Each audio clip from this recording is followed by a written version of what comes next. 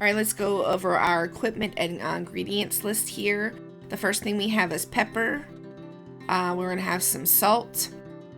We're going to use some garlic powder, onion powder. We're going to use some minced garlic. I cheat and use jarred garlic, but you could absolutely cut up some cloves of garlic. We're going to use some shallots and half an onion, some frozen corn, some frozen peas and carrots medley, some butter, some plain Greek yogurt. It does not have to be this brand. It can be any brand. I have milk. You can use milk of your choice. I have a pound of ground beef, and I have some Yukon Gold potatoes, which just happen to be my favorite. You're also going to need a sharp knife, a cutting board. You're going to need various tools for stirring, mixing, whisking, mashing, all the things. This is a potato masher, but you could use a hand mixer if you want. I have a meat chopper, or you could use a wooden spoon. I also have some scraping spatulas. These are good for getting the potatoes out of the bowl later. You're also going to need a high-rimmed, a large saute pan, and you're going to need a stock pot or a soup pot, just a big pot that will hold a lot of water for the potatoes. You're also going to need some baking dishes. I'm making 2 small shepherd's pies, so I'm going to spray 2 smaller baking dishes with cooking spray. Obviously, you could use a large dish if you're fixing it for a big family.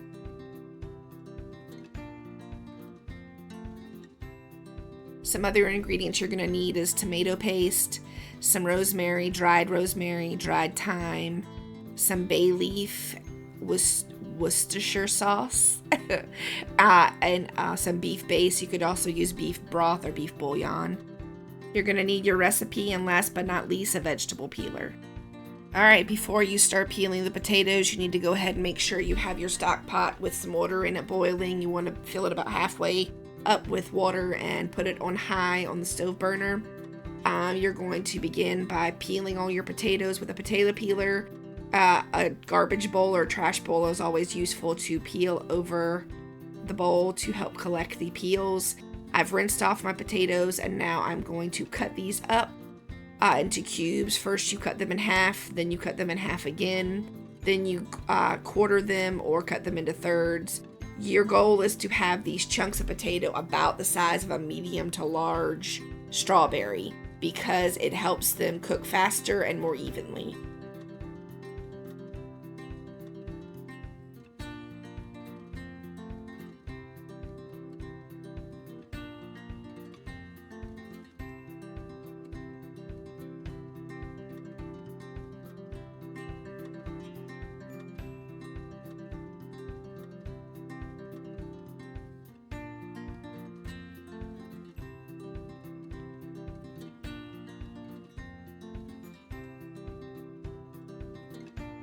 Okay, once that is done, you're going to take it over to your boiling water, and you're going to carefully plop these in. Be careful not to burn yourself on the steam like I did, or to have water pop back up onto you and burn you. You're going to leave them there to boil and soften up. Alright, it's time to check the potatoes for doneness. If you can poke them with a knife or a fork and it easily goes through, then they're done.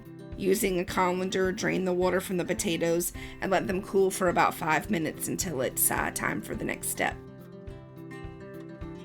Alright, we're back to the mashed potato topping. While the potato chunks are still warm, you're going to begin mashing the potatoes with a potato masher or a hand mixer. You're going to add 1/4 of a cup to 1/2 a cup of milk. You're going to add 3 to 4 pads of butter or tablespoons of butter, and you're going to stir that until the butter melts and the milk is absorbed.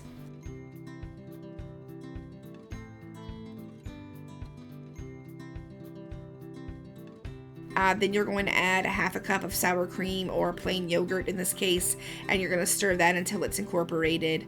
Then we're going to add some salt and pepper to taste, and you're going to mix it well and set it aside until you're ready to top the shepherd's pie.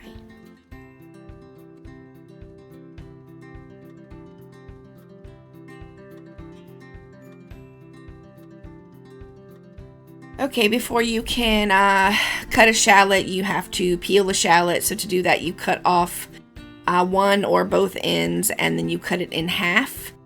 Then you carefully peel the outer dried layers off. Then you can dice the shallots, or you can cut them into crescent rounds. Here I'm dicing the shallots, and in a moment you will see me peel and cut the other 2 shallots into crescent rounds. Before you begin cutting the shallots, you should get your pan with some nonstick spray preheating on the stove on a medium to medium high heat, so that you can get these in there and they can go ahead and begin browning. The recipe calls for onions, but I thought I didn't have any onions. So in a moment you'll see me add a half an onion to the pan because I found one in my refrigerator after I used these shallots instead.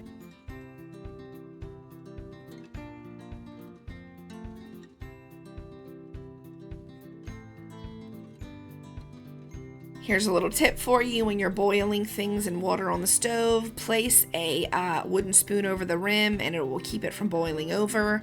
I'm going to put some more cooking spray into my hot pan here. It should be preheated pretty well, and I'm going to place my shallots and then my half an onion into this pan. I'm going to stir it around well and just begin letting it brown up and get its flavor going.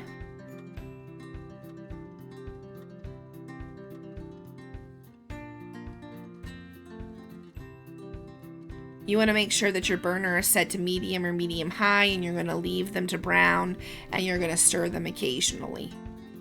Alright, we're going to begin to prepare this broth. The first thing you need to do is to heat up a half a cup of water in the microwave for about 2 minutes. Then you're going to plop about a 1 tablespoon of beef base into the hot water and whisk it gently. The hot water just helps the beef base to dissolve into the liquid and creates a beef broth. If you do not have beef base like I have, you can always use a beef bouillon cube, which you would do the exact same thing to it. Dissolve it in hot water, or you could just go ahead and buy beef broth, which is what we're creating here.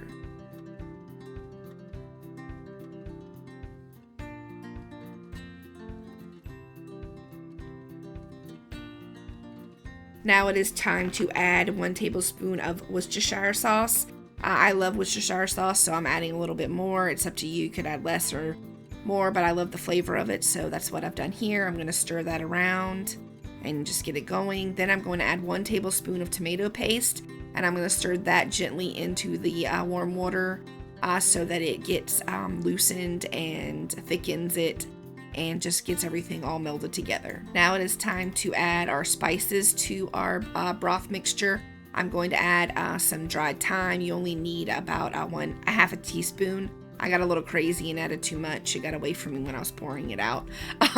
Then I'm going to add 1 teaspoon of rosemary and 1 bay leaf. You could add as much or as little of these dried ingredients as you want. You could also do fresh, but just so you know, dried ingredients are more flavorful and impactful in a recipe because they've been dried. So you're just going to stir that up and set it aside. All right, at this point it's time to check on the onions. If the pan seems a little bit too dry, then add a pat of butter, as we say in the South, or you could just add half of a tablespoon of butter. Then you're going to mix it around, make sure all that butter gets mixed up with the mixture there, and then we're going to add some salt and pepper, and then we're going to turn the heat to medium and just let them continue on.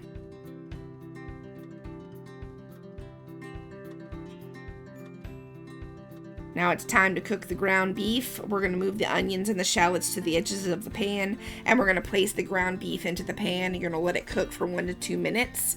Then you're going to begin to break it up using your meat chopper or the wooden spoon. Then you're going to start to mix it up with the onions and the shallots. Now you can begin adding flavor to your meat. I'm going to add a pinch of salt, a pinch of pepper, some onion powder, and some garlic powder. You're going to stir that up and let it simmer for about a minute.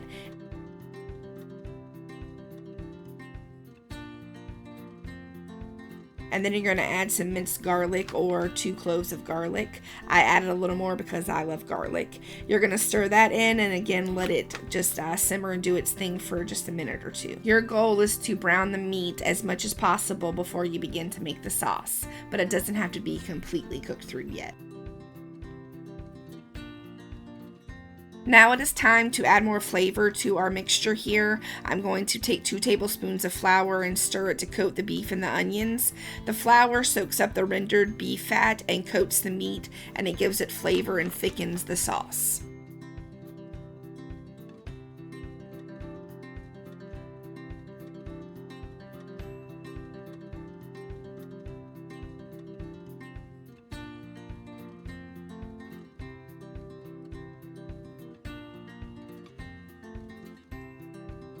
Now we're going to pour the prepared broth concoction into our beef mixture, making sure to get all of it out of that measuring cup because you want all the delicious goodness in there.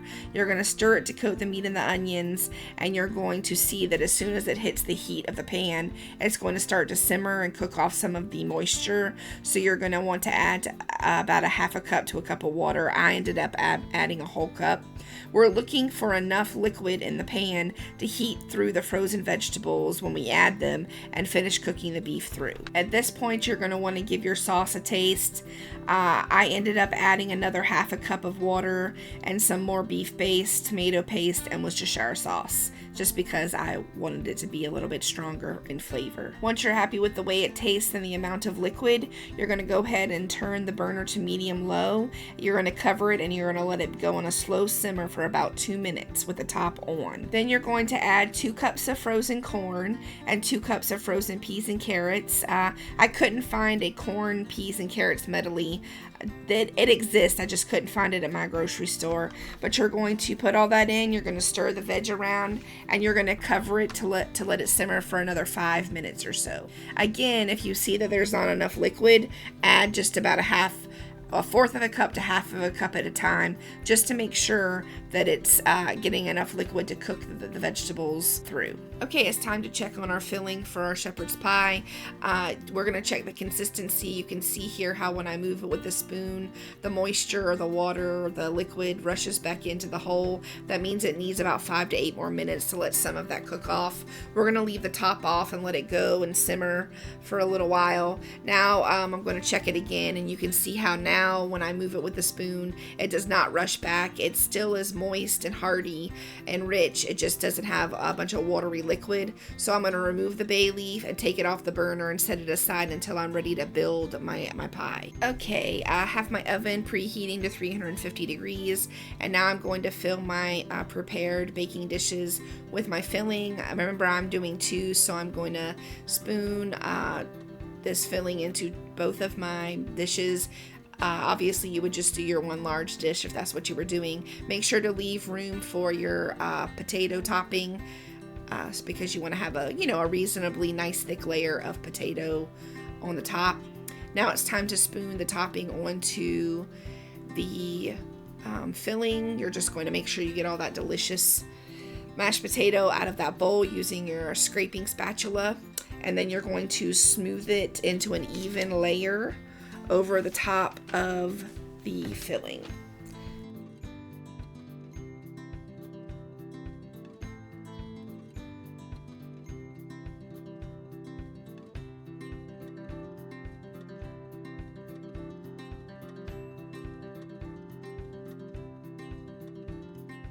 Alright, now you're going to grab a fork, and using the fork prongs, you're going to create a rough texture on the top layer of the potatoes. You can leave it smooth if you want to. It's up to you. This just helps to create an interesting browned effect that you'll see whenever I take it out of the oven. We'll talk about it in a minute. You're going to place the oven in a preheated 350 degree oven for 30 minutes.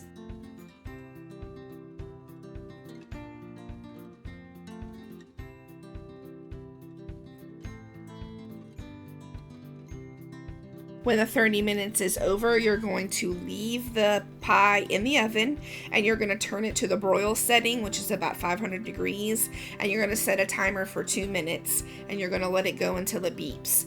I had to do mine twice, so 2 sets of 2-minute intervals or whatever here, so 4 minutes total. And then when you take it out, you'll see that it has a lovely browning looking delightfulness on top of it. So that is why you do the thing with the fork. I suggest you don't do it any longer than increments of 2 minutes, as burning happens very easily on the broil setting in the oven. If you've never done it before, just beware. Yay! Congratulations, you completed your shepherd's pie. I hope you enjoyed the process, and I hope you find it delicious. Thanks for joining me here on another episode of Simmer and Smile with Jess. I can't wait to see you guys next time. I hope you like and subscribe, and I'll see you later. Bye!